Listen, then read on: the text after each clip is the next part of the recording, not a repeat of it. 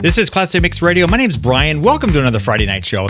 Hey, as I mentioned to you guys at the top of the show tonight, we have another interesting guest joining me tonight. But not only is she a guest, and she's also a creator on TikTok, she also hosts her own weekly show every Wednesday here on Classic Mix Radio. But before we get into all that, I want to introduce you to our guest. Her name is Lilyan. Lilyan, welcome to Classic Mix Radio. Hope your Friday night's going really good so far. Hello. Yes. Thanks for having me. I'm glad you could make it tonight. So, as I just said, Lilyan hosts a show here on Classic Mix Radio. It's called Lilyan's Record Room. It's on every Wednesday from 4 to 6 p.m. Eastern Time. But I'm going to let her kind of take the reins here and tell you a little bit about what the show is all about and what you can expect to hear on it. All right. Yeah. So basically, I'm a huge fan of the 50s, 60s, and 70s. You know, all the hits from that era, anything super nostalgic that puts me in that mood. I love to try time travel through music. So, yeah, I'm a huge record collector, vinyl collector, crate digger, as they call it. And really, I just want to share. I just want to share my collection with the world and, you know, all the little discoveries I make, or if it's already your favorite, you know, for you to be able to listen to that and that song take you to a specific moment in time, a specific memory. Yeah. So that's what my show is all about. Well, so I got to ask, what got you interested in this particular era of music? You know, I don't have a specific memory. I have two memories. My first memory is one of my uncles.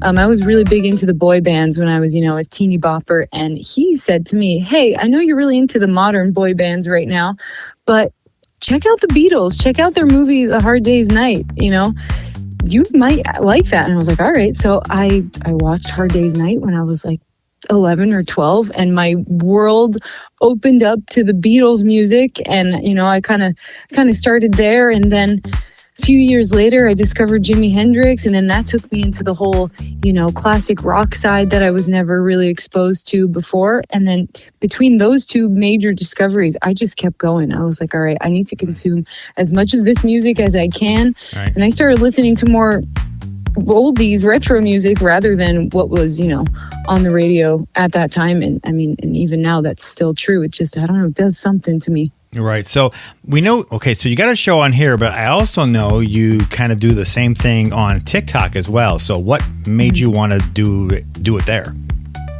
Yeah, you know, I kind of, not that I felt that I didn't have a purpose for collecting vinyl, but it kind of, I just, you know, every week I go to Goodwill or something like that, like, you know, an estate sale, and I gather all these vinyl, and I'll be listening to it by myself, and I'm like, wait a minute, I need to share this with people. I need people's reaction. Am I the only like younger person in the world who is like having these feelings with this music that I know a generation has already been exposed to before, and then I'm hearing it for the first time, and I'm like, all right, I need to gather my community around this. I need to share this with people. I need to find my people out there who like this music as well. And you know, the internet's a great place to do it. So that's what inspired me. Mm-hmm. So when you're choosing a record for like your live sessions on TikTok or for the show you do here on our radio station, do you have a process you go through? Do you plan it out, or you just kind of go with the vibe that either you or the audience has?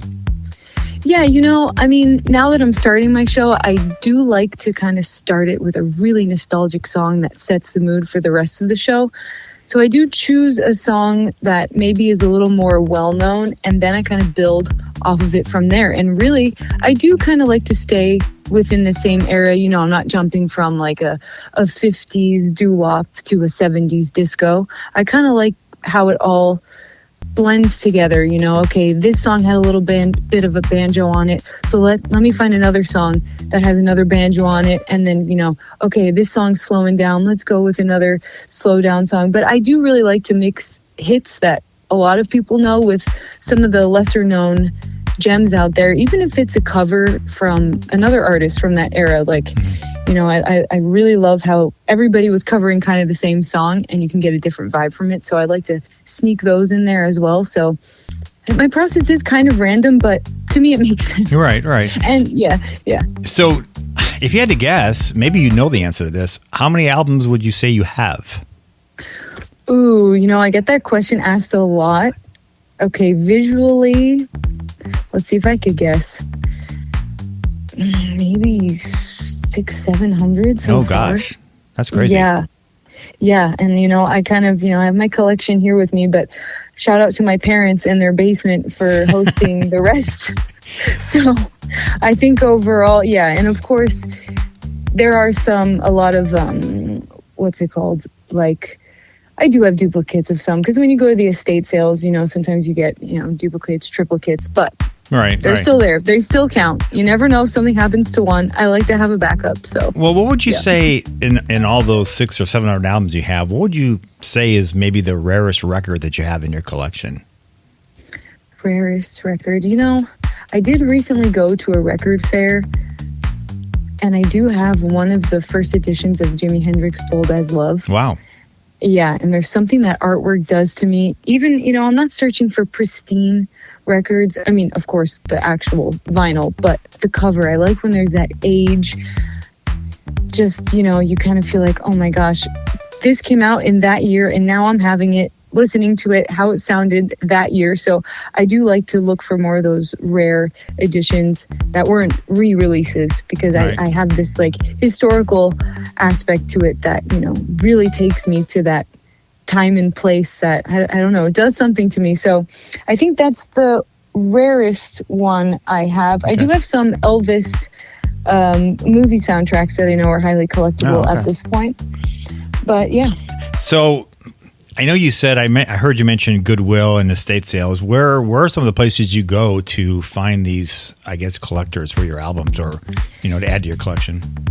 Yeah, so I really do love digging through those crates at Goodwill. I mean, some people are like, oh, it's a waste of time, but it really isn't. Like, demographically, if you go to all the different Goodwills in different neighborhoods, the music styles change.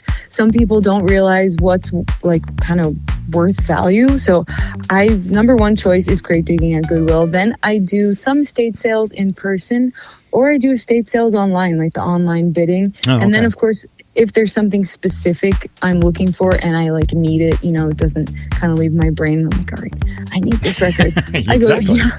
Sometimes that happens. I go to eBay. So we know it's no secret. Vinyl has made a huge comeback in the recent years. Why do you think like the younger generations are starting to connect with records again? Yeah, I really think we're overstimulated. That's number one. And the younger generation, we're all searching for like a tangible experience, because, I mean, we're on our phones, we're on our computers. Basically, all of us can't get away with it. I mean, get away from it. So we just want this tangible, like, okay, this is something I'm looking at. There's something to read on the back. It's just a physical product. The artwork looks good. The artist looks good. I can hang this on my wall. Oh, okay. And the time travel aspect, I really think, there's a lot of nostalgia going on with my overstimulated generation. And we're so curious about how people used to live, especially pre-tech era, that any object that can kind of take us there and center us and say to ourselves, like, all right, I'm going to put my phone down. I don't have to search for this phone on, any of the streaming, YouTube, whatever. Right. I'm just going to put this record physically on my machine. We have no choice. We can't change it. We're just going to, we're going to experience something. So I think it's because it's very experience-based. Well, if you guys just joined us, we're talking to Lilyan. She's a creator on TikTok. She's also the host of a new show here on Classic Mix Radio every Wednesday night from 4 to 6 called Lilyan's Record Room. So, all right, how about this? If you could host a listening party, okay, at your house with 3 legendary musicians, living or not, doesn't matter, who's getting an invitation? Ooh, all right, well... Oh, that's okay. Sick. I have my top 2. All right. All right. Willie Nelson. Okay. Also, he's still alive, so that could happen. Okay, you're very true. Yeah. Second would, of course, be Jimi Hendrix, my first love. And third, I would have to invite Paul McCartney. Oh, wow. I think that would be great. Yeah. That's very cool. Mm-hmm. So, what is your favorite part about the whole vinyl experience? Is it the artwork? Is it the sound? Is it the hunt to find the records, or maybe just some memories that you have attached to them? First I would say it's the hunt and the find. I'm really into, this kind of object searching. I get so much satisfaction from it when, I find what I was looking for. It's super exciting. I get that little thrill, but also within that, the people you meet. Right. Like the amount of people that I've met crate digging or at record fairs where we can just give each other suggestions and geek out about an artist. I really like that. I think music kind of secretly runs the world. I mean, there's very few people I've met who don't listen to music. So, right. And yeah, that number one. And two, also, some of the music that I do listen to regularly, I realize it's because my grandparents were listening to it. And I definitely know that keeps my connection with them. And I do have some of their vinyls, not too much, but yeah, I think that's my top two. So the nostalgia, memories, and that's connection. Good. All right, cool. So what kind of reactions would you say you're getting from, your viewers on TikTok who watch your lives? Or I know you've only done a couple shows, on our station so far, but what kind of reactions are you getting from those people that are listening to this music? I was really shocked because kind of the internet as a whole sometimes scares me because there's a lot of negativity that can be given to you really quickly, but really mostly positive. I have people, I was playing, yesterday I was on live and I was playing Engelbert Humperdinck, which... Yeah, say that 10 times. Yeah, exactly. I still can't say it right.